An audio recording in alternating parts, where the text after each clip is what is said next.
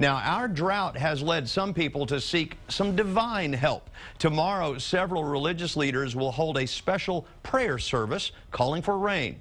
Events like this have happened in the past, but as KXAN meteorologist Natalie Stoll explains, this time they have a very specific wish list.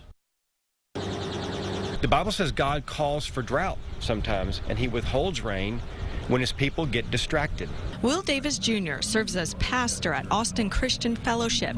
I think God is trying to get our attention. And that attention grabber, the drought in central Texas. It's nearing the worst in history. The ground, rivers, and lakes dry.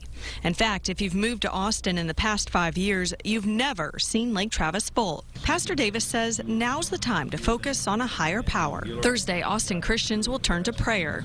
We are praying for God to fill Lake Travis to 681, to fill the aquifers. We're praying for God to end the drought, to change the weather patterns. More than 100 churches plan to participate in the citywide day of prayer and fasting. Rain represents the presence of God and the favor of God, and so we can't make it rain.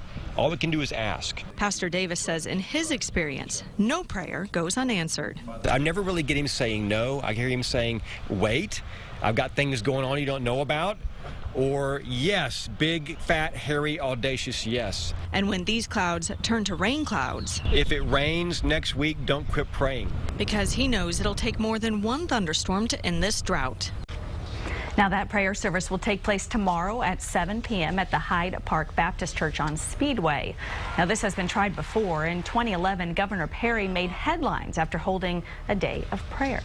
Well, people are always thinking outside the box to end our drought, including some futuristic sounding options like cloud seeding. In 2009, I actually visited a team near San Antonio that sprayed clouds with chemicals to improve the chance for rain. Cloud seeding attempts have been going on in Texas dating back to the 1890s. I spoke with George Bomar, the state official in charge of licensing weather modification in Texas. He says the last time there was a lot of interest in cloud seeding in the state was during the drought in the 90s.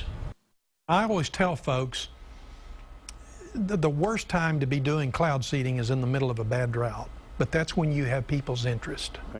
And cloud seeding projects are actually going on right now all over the state, but the problem is you have to have the right type of cloud to seed for it to work, and unfortunately during our long droughts we are often cloud free.